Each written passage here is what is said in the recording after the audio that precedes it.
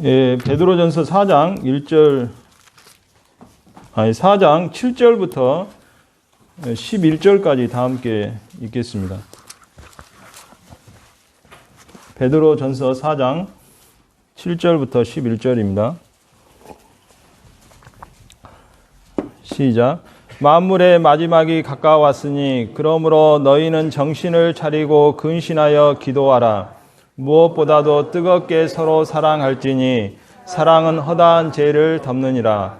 서로 대접하기를 원망 없이 하고 각각 은사를 받은 대로 하나님의 여러 가지 은혜를 맡은 선한 청지기 같이 서로 사랑하라.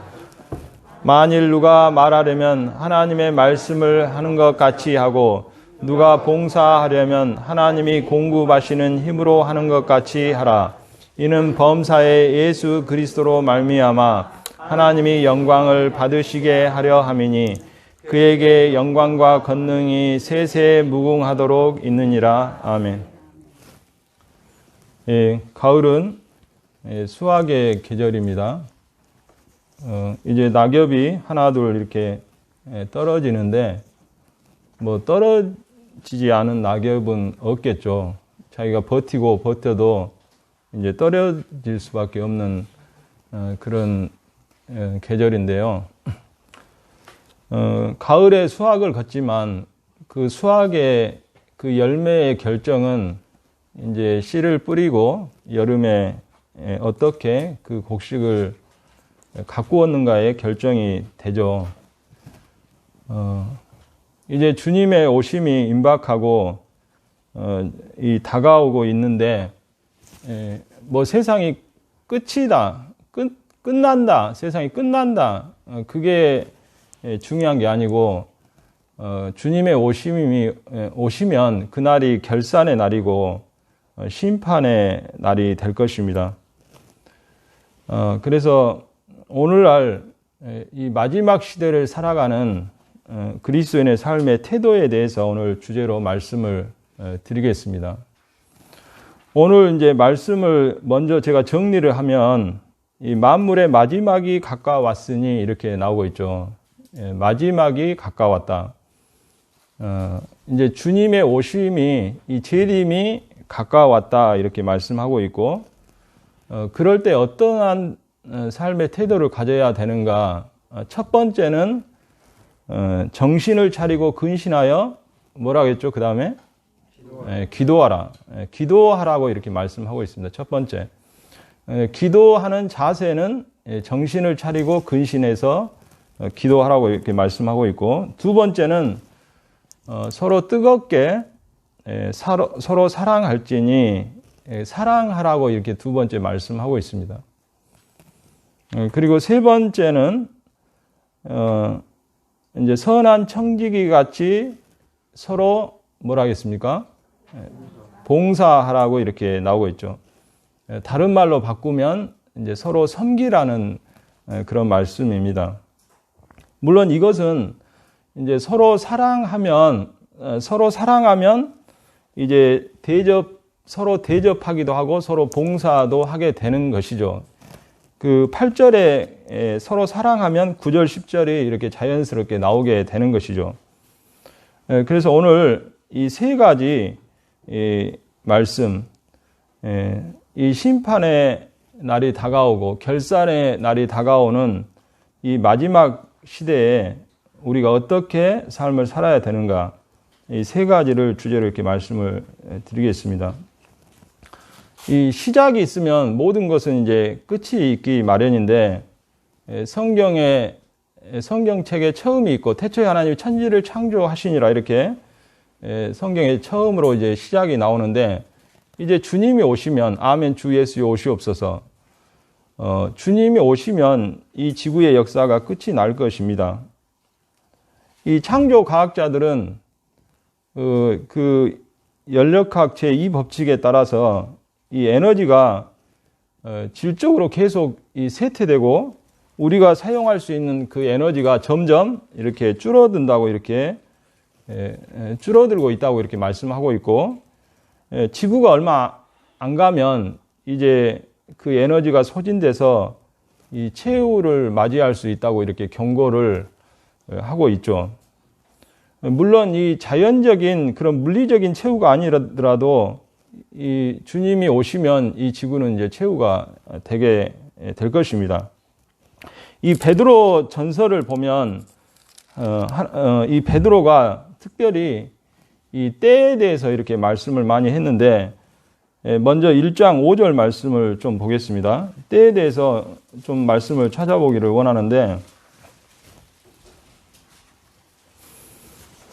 5절에 너희는 말세에 나타내기로 예비하신 구원을 얻기 위하여 믿음으로 말미암아 하나님의 능력으로 보호하심을 받았느니라. 이 말세라는 단어가 이렇게 나오고 있죠. 그리고 예비하신 구원. 마지막에 이제 예비하신 구원. 말세는 어떻게 보면 주님이 오실 때부터 이 말세, 마지막 시대가 말세라고 이렇게 표현하고 있고, 우리가 지금 사는 이 시대는 이 마지막의 마지막을 이렇게 살아가고 있죠. 그래서 어떤 그 짐승에 우리가 머리가 있고 몸통이 있고 꼬리가 있잖아요.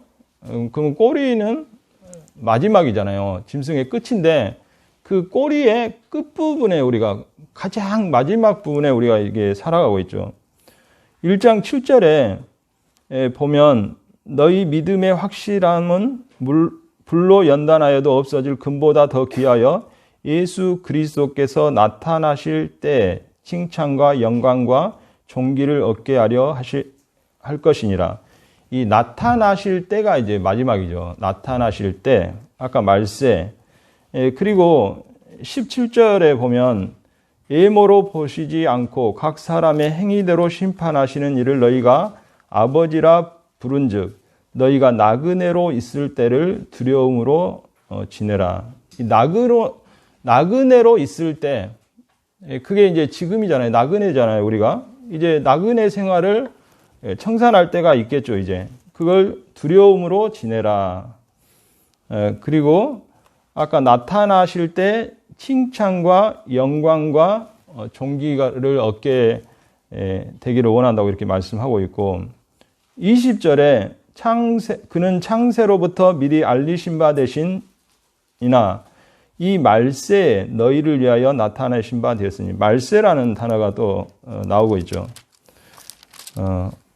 이제 베드로전서 4장 6절, 2절을 또 한번 성도님들 다 같이 읽어보겠습니다. 2절. 베드로전서 4장 2절 시작.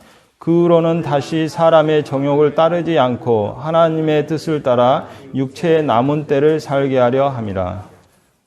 우리가 이제 구원받은, 은혜 받은 우리가 사람의 정욕을 따르지 않고 하나님의 뜻을 따라 이 육체의 남은 때를 살게 하려 한다. 육체의 남은 때.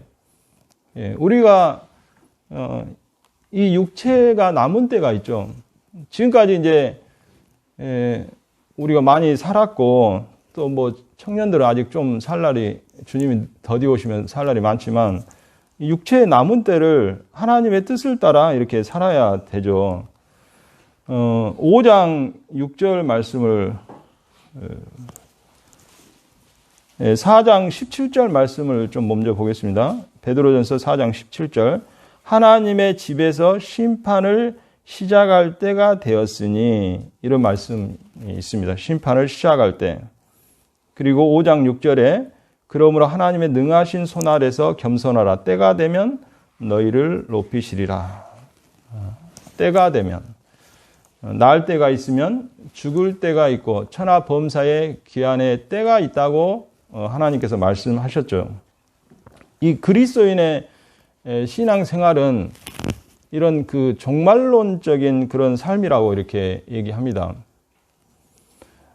우리는 이제 언제 죽을지 모르죠. 내가 뭐 젊어도, 뭐 나이가 얼마 안 드셔도, 안 먹어도, 뭐 죽음은 뭐 언제 올지 모르기 때문에 항상 뭐 오늘이 마지막이 될 수 있다는 그런 생각을 하게 되죠. 또 우리가 건강하다고 할지라도, 내가 건강하고 아픈 것이 없다 할지라도 주님이 오시면 때는 끝나는 것입니다. 그래서 이 주님이 언제 오실지 모르죠.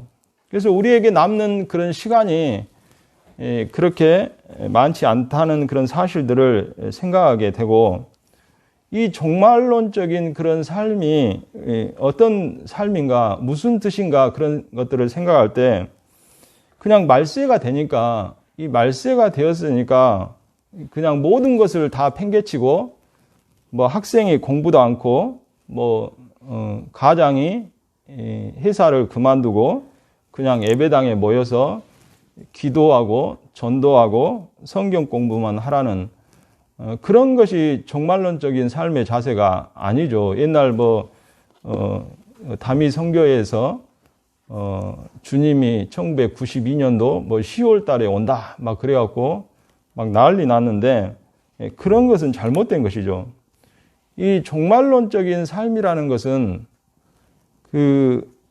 매 순간순간을 내 마지막에 그런 그 삶이라고, 그런 삶의 그런 순간으로, 그런 맞이하는 그런 순간으로 그 가운데서 책임있고 성실하게 삶을 살아가는 그런 삶의 태도를 이렇게 말씀하고 있죠.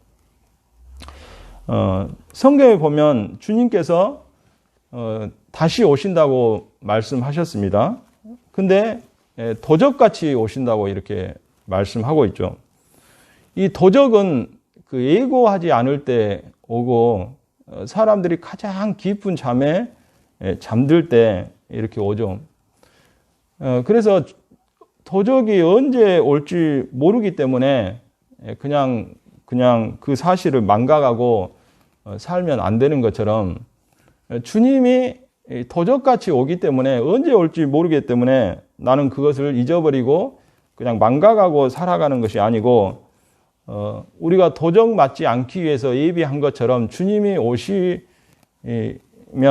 그러한 것들을 항상 예비하고 이렇게 살아야 된다고 이렇게 말씀하고 있죠. 그래서 오늘 만물의 마지막이라는 것은 주님의 오실 날이 가까웠다는 그런 말씀이죠. 최근에 현대 산업의 가장 획기적인 날이 언제인지 아십니까? 요즘 최근에 가장 인류 산업의 역사의 가장 획기적인 날이 2007년 1월 9일이라고 이렇게 얘기를 해요. 2007년 1월 9일이 무슨 날인지 아셔요? 성도님들? 이 미국의 애플사가 출시한 스마트폰, 아이폰을 탄생을 선포한 날이죠.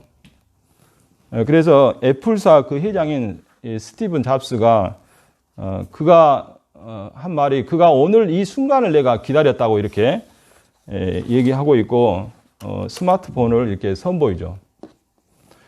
오늘날 이 스마트폰은, 이 핸드폰은 없어서는 안 될 그런 생활 필수품이 되었어요. 이 사람들은 이 핸드폰을 아끼고, 이 밤이나 낮이나 이 핸드폰을 끼고 이렇게 살아가고 있고, 거의 집착하는 그런 수준에 있습니다. 이 마누라는 잊어버려도, 이 자식은 잊어버려도, 이 스마트폰을 잊어버리면 뭔가 불안하고 계속 스마트폰을 챙기죠. 내 스마트폰 어디가 있지? 내 스마트폰 이렇게. 제가 회사에 한 번씩 잊어버리고 가는데, 한 번 안 갖고 가면 하루 종일 이렇게 불안해요, 이렇게. 그래서 제가 뭘 자주 잊어버리니까 딱 아침에 출근할 때 3개를 딱 챙겨요. 딱 나갈 때 핸드폰, 그 다음에 지갑, 그 다음 뭐겠어요, 하나는? 예, 차키. 그래도 제가 한 번씩 지갑을 안 갖고 가니까 또 막 불안하고. 근데 핸드폰을 안 갖고 가면 정말 불안해요, 이게. 이제 나한테 전화했던 많은 사람들이 더 답답해 하겠죠, 이렇게.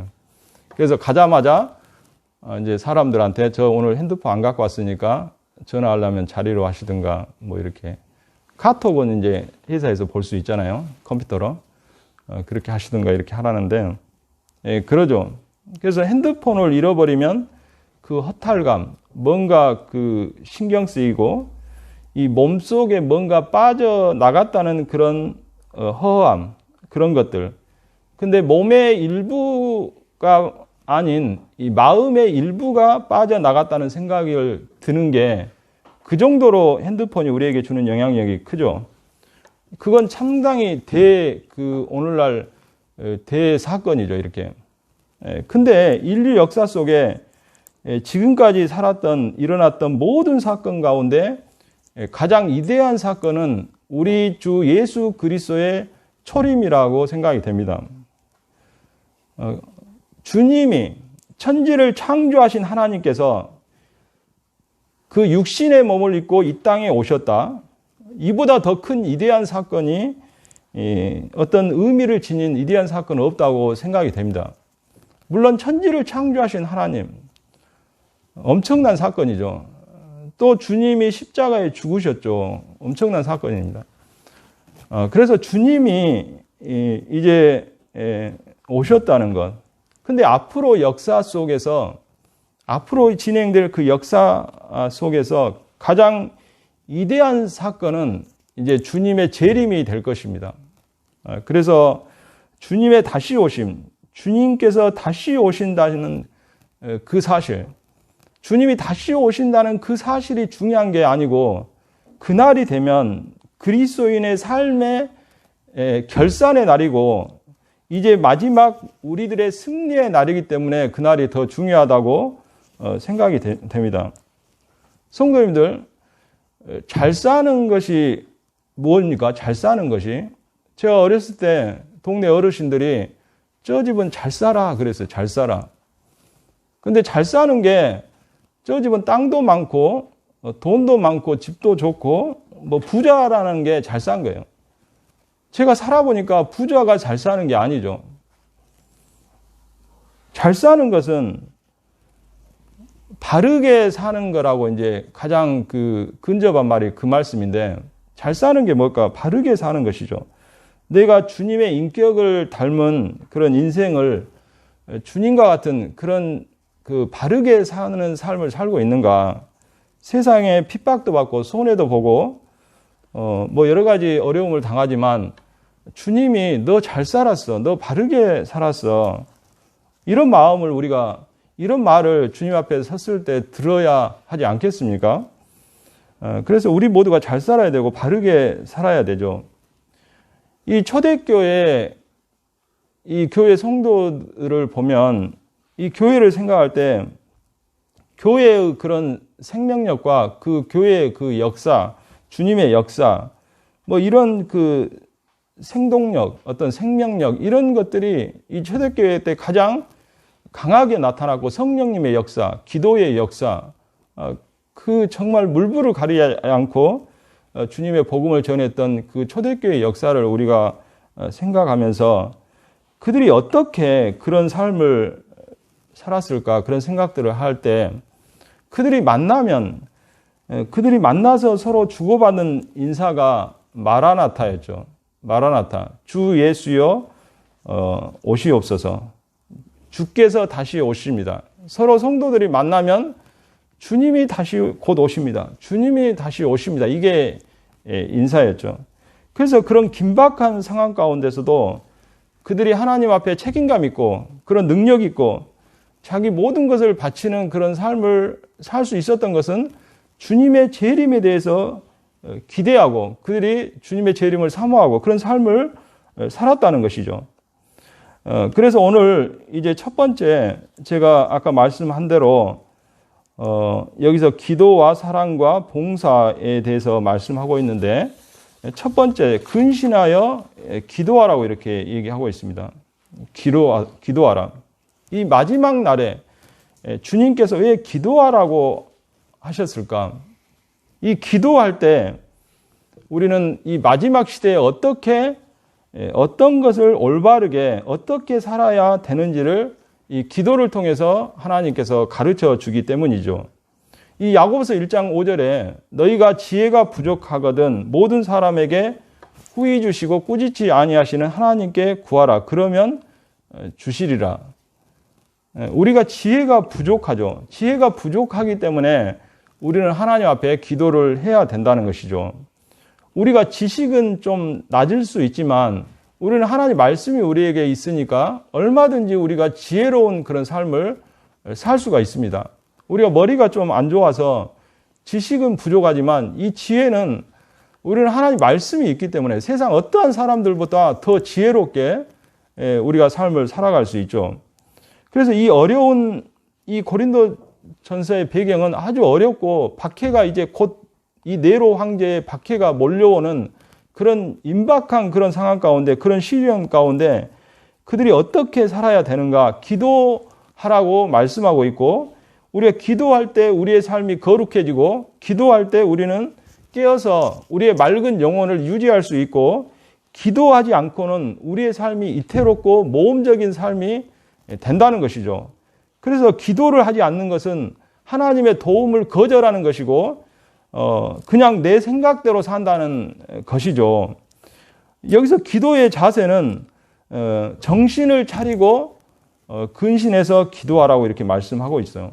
이 정신을 차리고, 성도님들 정신을 지금 차린 상태입니까? 우리가 지금 하나님 앞에 정신을 잃어버린 상태인가? 내가 정신을 지금 바짝 차리고 있는 상태인가? 내가 하나님을 위해서 사는가? 아니면 나를 위해 사는가? 내가 정신을 차린 상태인가를 이렇게 말씀하고 있죠. 이 마지막이 가까울수록 이 사탄은 우리를 아주 미혹하고 극렬하게 우리를 역사하고 정신을 차리지 못하도록 하고 세상에 물들이게, 세상에 취하게 만들죠. 그러나 이 세상 것들은 주님이 오시면 다 연기와 같이 사라질 것이고, 세상의 재물과 명예와 쾌락은 곧 없어질 것이고, 우리가 깨어있지 않으면, 계속적으로 기도하지 않으면 그런 것들이 어떤 것이 더 중요하고 어떤 것이 더 없어질 것인가를 분간하지 못하고 그냥 다른 것을 위해서 사는 그러한 삶이 된다는 것이죠. 그래서 우리가 당황하지 말고 이 어려운 가운데 이 마지막 순간에 코로나가 오고 많은 일들이 벌어지지만 우리는 당황할 필요가 없고 마음이 조급할 필요가 없고 그냥 우리 할 일을 하면 되는 것이고, 이 바쁜 시대 가운데 우리는 여전히 하나님 말씀을 봐야 되고, 여전히 집회에 참석해야 되고, 기도해야 되고, 전도하는 삶을 살아야 된다는 것이죠. 우리가 아무리 내 돈이 쓸 곳이 많고 할 일이 많고 들어갈 것이 많아도 우리는 여전히 하나님 앞에 우리의 물질을 하나님 앞에 드리는 것을 빠뜨리면 안 된다는 것이죠. 바쁘면 바쁠수록 먼저 기도해야 되고, 기도하면서 내 자신을 발견하고 참으로 기도할 때 하나님의 뜻을 우리가 분별하게 된다는 것이죠. 그래서 기도할 때 가장 무엇이 중요하고 무엇이 가장 우리에게 해야 할 일인가를, 하나님의 뜻인가를 우리는 정신을 차리고 근신해서 기도하라고 이렇게 말씀하고 있습니다. 이 사도 바울은 골로새서에서 그런 말씀을 했죠. 우리가 듣던 날부터 너희를 위하여 기도하기를 그치지 아니하고 구하노니 너희로 하여금 모든 신령한 지혜와 총명에 하나님의 뜻을 아는 것을 채우게 하시고, 이 바울 형제님의 기도는 뭘 해주라, 하나님 이것 좀 해주십시오, 이런 것들이 안 됩니다, 이런 것을 해결해 주십시오, 뭐가 잘 되게 해주십시오, 이런 기도를 바울 형제님은 드린 적이 없죠. 그분은 오직 하나님의 지혜와 총명, 하나님의 뜻을 아는 것으로 채우게 해달라고 그런 기도를 했죠. 우리의 기도가 무엇이어야 되는가를 이렇게 말씀을 통해서 볼 수가 있죠. 그래서 우리가 정말 행복한 그런 삶, 이 세상의 행복 아니고 주님 안에서 그 행복한 삶을 살기 원한다면 정말 인생의 주인으로 하나님을 모시고 그 하나님 앞에 기도하는 법을 배워야 된다는 것이죠. 하나님의 도움 없이는 우리의 생존이 불가능하고 호흡할 수 없고, 하나님의 도우심을 받고 하나님 앞에 쓰임받는 그런 인생을 살 수 있다는 것이죠. 이 중세 그 유럽의 어느 그 수도원에 가면 그 기도의 방이 있는데, 그 기도의 방 그 현판에 새겨진 글을 제가 적어 왔는데 그걸 소개해 드리겠습니다. 제목이 내 삶이 가난해도 나를 원망치 말라, 이런 제목인데, 너는 나를 주라고 부르면서 나를 주인 삼지 않았고, 너는 나를 진리라고 하면서 내게 배우지 않았고 너는 나를 빛이라고 하면서 나를 바라보지 않았고 너는 나를 길이라고 하면서 나를 따라오지 않았고 너는 나를 능력이라고 하면서 나를 의지하지 않았고 너는 나를 응답이라고 하면서 기도하지 않았나니 이렇게 말씀하고 있습니다. 우리가 이론적으로 주님을 주님이라고 진리라고 빛이라고 능력이라고 뭐 이렇게 응답이라고 하면서 우리 주님을 주인 삼지 않고 따라가지 않고 주님을 의지하지 않고 주님 앞에 기도하지 않는 그런 삶을 산다는 것입니다. 이제 두 번째로 이 마지막 시대에 어떻게 살아야 되는가? 8절 무엇보다도 뜨겁게 서로 사랑하라고 이렇게 말씀하고 있습니다. 사랑하라. 이 베드로 전서 아까 1장 이제 폈으니까 1장 1절을 한번 보겠습니다.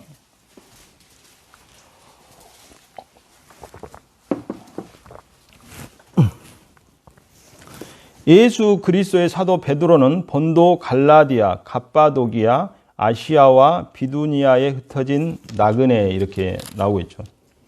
이들에게 이제 편지를 썼죠. 그 당시 이제 로마 네로 황제는 이 그리스도인들을 심하게 핍박해서 이제 그리스도인들이 원형 경기장으로 끌려가서 이 더러는 십자가형의 참수를 당하기도 하고 더러는 그 사자의 밥으로 그들의 몸뚱이가 갈기갈기 찢어지는 그런 죽임을 당했죠. 그래서 대부분 이제 성도들이 여기는 이제 지금의 그 터키, 소아시아 지역이죠. 갈라디아, 뭐 갑바도기아, 아시아, 비두니아 이런 데로 많이 성도들이 흩어졌습니다. 이렇게 피신해 갔죠. 그 소아시아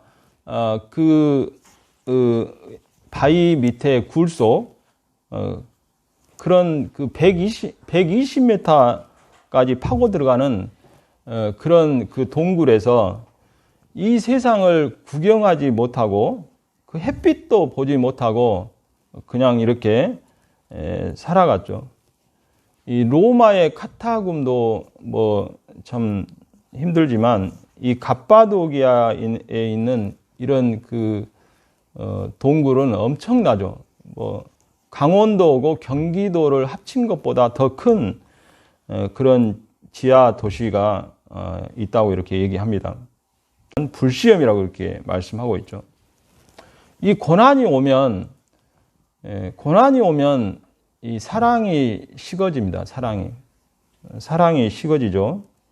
이 말세의 징조 중에 하나가 그런 말씀이 있죠. 사랑이 식어진다. 사랑이 식어지죠. 그래서 어떻게 고난 속에 사랑할 수 있을까? 그게 이제 비밀이 이제 저는 첫 번째 기도라고 생각이 돼요. 기도. 이 사랑의 진정한 에너지는 이 기도를 통해서 이렇게 주어지게 되죠. 근신하여 기도하지 않으면 성도를 사랑하지 못한다고 이렇게 나오고 있는데 이 사랑도 이 관리를 해야 되죠. 사랑. 제가 이제 뭐 자매한테 잘 못하는데 관리를 안 하고 그냥 뭐 말도 그냥 되는 대로 그냥 나오는 대로 해버리고 그냥 그런 것 같아요. 이렇게. 그게 가까울수록 우리는 편해서 그런 것도 있는데 부부 사이의 사랑도 정신을 차리고 근신해서 잘 관리하지 않으면 어느 날 살다 보면 그 당신과 나 사이에 바다가 이렇게 생긴다고 그런 것처럼 부부도 서로 멀어지지 않게 관리해야 된다는 것이죠. 이 교회도 마찬가지죠. 이 성도를 위해서 근신해서 기도해 줘야 되죠. 형제 자매님들, 북북교회를 사랑하십니까? 그러면 맨 먼저 이 북북교회를 위해서 기도를 해야 돼요. 북북교회를 위해서.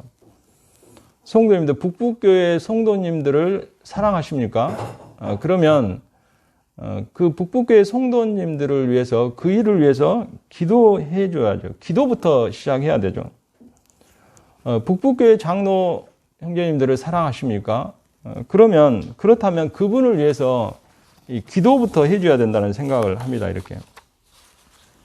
저의 부모님은, 저의 어머님은 저를 위해서 많이 기도를 해주셔요. 기도를. 저의 아내도 저를 위해서 기도를 많이 해주죠. 그게 왜 그랬어요? 저를 사랑하기 때문이라고 생각이 돼요.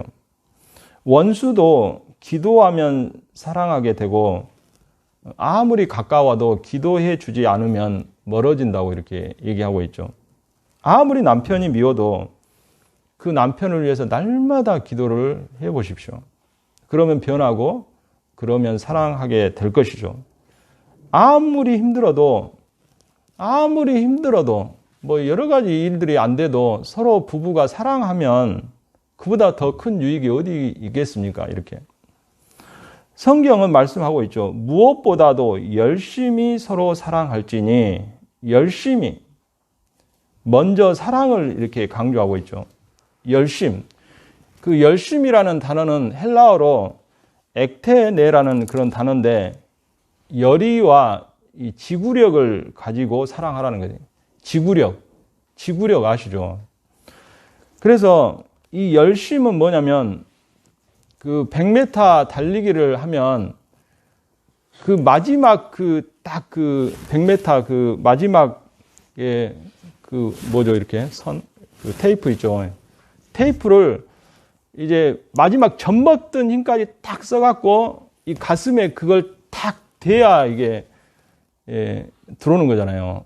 그래서 마지막에 뭐 이렇게 뭐 올림픽이나 세계 선수권 육상 달리기 보면 막 뭐 0.01초인데 분간이 안 되니까 카메라를 찍어갖고 딱 그 사진으로 마지막에 뭐 머리가 닿든 가슴이 닿든 그 테이프를 딱 닿아야잖아요. 이렇게 그 선상을. 그때 젖먹던 힘까지 힘써서 가슴을 대는 그러한 정도로 열심히 사랑하라고 이렇게 말씀하고 있죠. 이 성경은 딱 단순합니다. 하나님을 사랑하라. 내 이웃을 내 몸과 같이 사랑하라. 이게 10계명을 10개의 계명을 2개로 나눌 수 있어요. 1계명부터 4계명까지는 하나님에 대한 계명입니다. 그래서 나 외에 다른 신을 섬기지 말라. 우상을 만들지 말라. 하나님의 이름을 망령되이 일컬지 말라. 제4계명은 안식일을 거룩히 지키라. 이건 하나님에 대한 것이죠. 하나님을 사랑하지 않으면 이 4계명을 다 깨트릴 수 있어요. 그리고 5계명부터 10계명까지는 인간이 인간에게 어떻게 해야 될 계명이죠. 뭐죠? 부모를 공경하라. 우리가 가장 먼저 하나님께서 부모를 공경하라. 뭐 살인하지 말라, 간음하지 말라, 뭐 내 이웃을 탐하지 말라, 뭐 탐내지 말라, 뭐 그런 말씀들이 있죠. 이렇게. 인간이 인간에게. 그래서 하나님을 사랑하고 이웃을 사랑하는 게 하나님의 계명이죠. 누구를 사랑한다는 것은 이제 그 대상을 사랑하는 것이고 그 대상을 기쁘게 하는 것이죠. 그 사랑의 대상을 불만스럽게 하는 것은 부족한 것이고 사랑을 제대로 하지 않는 것이죠. 나는 남편을 너무너무 사랑한다. 내가 남편을 너무너무 사랑하는데 내가 남편 말을 뭐 순종하지 않고 남편 말을 따라가는 것이 뭐 어렵지 않죠. 내가 남편을 너무너무 사랑하는데 남편 말 듣는 것이 뭐가 됐습니까? 어렵지 않죠. 사랑하지 않으니까 막 자꾸 어려운 것이죠, 이게. 또 뭐 남편도 아내를 마찬가지겠죠, 이렇게. 그래서 뜨겁게 사랑하다.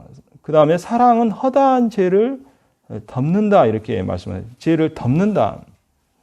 이 가장 그리스도인다운 삶이 가장 내가 그리스도인다운 삶을 살고 있다. 그것은 이제 사랑하는 것이죠. 사랑하는 것. 근데 내가 이 허다한 죄를 덮는데 막 내가 열심히 죄를 막 들추려고 하는 게 아니고 뭔가 허물과 과실을 내가 용서하지 않는 게 아니고 그들이 나에게 섭섭하게 대해주거나 그들이 나에게 해를 끼치더라도 그런 것을 개의치 않고 사랑하는 게 사랑하는 것이죠.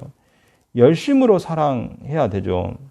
그래서 열심으로 사랑하면 허다한 죄를 덮고 서로 대접하기를 원망 없이 한다. 이렇게 10절에 나오고 있죠.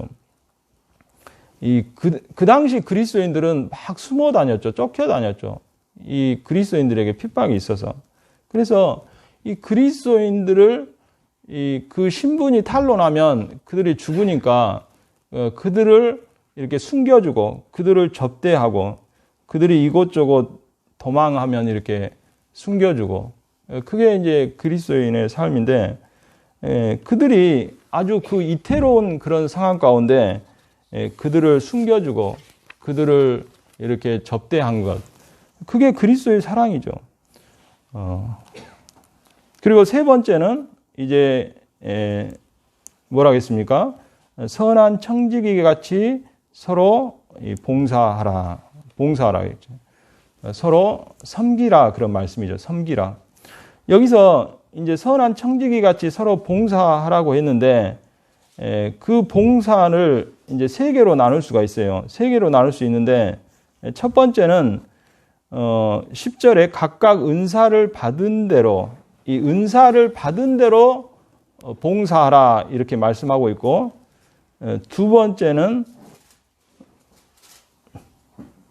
청지기 같이 이렇게 봉사해야 돼요. 청지기 같이. 선한 청지기 같이. 그 청지기의 어떤 정신을 갖고 봉사해야 되고 세 번째는 이제 말을 하려면 하나님을 말씀을 하는 것 같이 봉사하려면 하나님이 공급하시는 힘으로 하는 것 같이 그래서 하나님의 영광을 위해서 봉사해야 돼요. 하나님의 영광을 위해서. 그래서 예수 그리스도로 말미암아 하나님이 영광을 받으시게 하려 함이니 이렇게 나오고 있죠. 그래서 이 은사를 받은 대로 우리 모든 그리스도인들은 각각 은사를 받았습니다. 은사를 가지고 있고 그 은사의 목적은 성도를 세우고 교회를 세우고 성도를 온전케 하고 성도를 섬기라고 이렇게 주신 것이죠. 그래서 우리는 모두 섬기도록 이렇게 섬기기 위해서 우리가 부름을 받았고 우리의 머리 대신 예수 그리스도를 이렇게 섬겨야 되고 주님이 또 이 세상에 오셨는데 인자에 온 것은 이 섬김을 받으려 함이 아니고 도리어 섬기려 하고 자기 목숨을 많은 사람의 대속물로 주기 위해서 오셨죠. 주님은 섬기고 우리에게 주기 위해서 그래서 주님의 섬김의 극치는 십자가죠. 십자가. 그래서 우리를 섬기기 위해서 우리 주님은 자기 목숨까지 내놓고 섬겼습니다. 그 주님을 우리가 본받고 우리도 은사를 가지고 주님을 성도를 섬겨야 되죠. 그래서 하나님은 모든 그리스도인들에게 하나 이상의 각 은사를 주셨다. 그 은사는 은사하면 우리는 굉장한 어떤 능력을 가진 그런 것들을 생각하는데 이 고린도 전서에 보면 여러 가지 은사를 보는데 돕는 은사도 있어요. 서로 돕는 것 아주 중요한 은사죠. 이 빌립보서에 에바브로 디도라는 그런 형제님이 나오는데 그 형제님은 말씀을 전했다는 그런 말도 없고 어떤 능력을 행했다는 그런 말도 없죠. 그냥 바울이 필요할 때 바울 형제님을 필요할 때 그 곁에 서서 항상 바울을 이렇게 도왔어요. 그래서 우리들은 사람들의 인기를 끌고 사람들이 인정해주는 그런 은사를 생각하지 말고 대단한 은사를 생각하지 말고 누가 보든 안 보든 우리가 주님이 주신 그 은사대로 성도를 섬기는 것이 중요하고 우리 이 은사가 몸의 지체지 않습니까? 지체. 몸의 지체인데 이 지체 중에 필요하지 않는 부분이 하나도 없죠. 이렇게 온몸의 지체가 다 우리에게 필요하고 뭐 발가락 하나만 아파도 뭐 걸을 수도 없고 이 발가락 하나 365일 내가 사망의 음침한 골짜기를 다녀도 이 발가락이 있어서 얼마나 감사하고 이렇게 발가락이 소중하고 다 우리는 하나님 앞에 요긴한 존재고 다 하나님 앞에 쓸모있는 존재고 뭐 은사에 귀하고 천한 것이 없고 다 중요하고 다 참 우리에게 필요한 것임을 생각하게 되죠. 그리고 청지기 정신이 두 번째 나오고 있는데 이 청지기는 재산이 없고 청지기에는 이 주인의 재산을 맡아서 관리해 주는 사람이 청지기잖아요. 그래서 청지기 정신은 이 재산은 주인의 것이다. 그러므로 주인이 기뻐하는 대로 이 재산을 쓰고 주인이 원하시는 대로 주님의 일을 위해서 이 재산을 관리하고 또 노력을 해야죠. 이 재산을 가지고 우리가 뭔가 활용을 해서 더 큰 재산을 남겨야 되는 것입니다. 그냥 땅에 묻어두면 안 된다는 것이죠. 노력하고 관리하고 주인이 원하시는 그런 기뻐하는 삶을 살아야죠. 그리고 셋째로 하나님의 영광을 위해서 봉사하라고 이렇게 말씀하고 있죠. 우리가 섬기는 목적, 봉사의 목적은 하나님의 영광이죠. 누가 말하라면 하나님이 말씀하는 것 같이, 누가 봉사하려면 하나님이 공급하시는 힘으로 한 것 같이 하라고, 하나님의 권위와 하나님의 능력을 가지고 하라고 이렇게 말씀하고 있습니다. 우리가 원변이 없고 어눌하고 우리의 말이 약할지라도 주님의 그 생명 대신 그 주님을 의지하고 우리가 말씀을 전하고 또 어떤 섬김을 할 때 주님이 영광을 받으신다는 것이죠. 예, 말씀을 정리하겠습니다. 사랑하는 성도님들, 우리가 삶을 참 살기에 감당하기 힘든 그런 고난과 어떤 절망이 우리에게 있을지라도 우리에게 소망이 있고 또 다시 오시는 그 영광을 우리가 바라보면서 고난 속에서도 우리가 즐거워할 수 있다는 것이죠. 우리가 아무리 참 어떤 우리를 에워싸는 그런 고난, 그 고난이 참 어떤 숨막히고 역겹고 아픈 것이라 할지라도 우리에게 소망이 있기 때문에 이 말세를 살아가는 우리들이 이 어두운 시기에 어떻게 우리가 살아야 되는가? 첫 번째는 이 정신을 차리고 근신해서 교회를 위해서 또 성도를 위해서 기도를 하는 그런 삶을 사시길 바랍니다. 그리고 두 번째는 무엇보다도 열심히 서로 사랑하는 그런 삶이 되시기를 바라고, 세 번째는 이 선한 청지기 같이 서로 대접하면서 은사대로 하나님의 영광을 위해서 서로 섬기는 그런 삶이 되시기를 바랍니다. 기도하고 말씀을 마치겠습니다.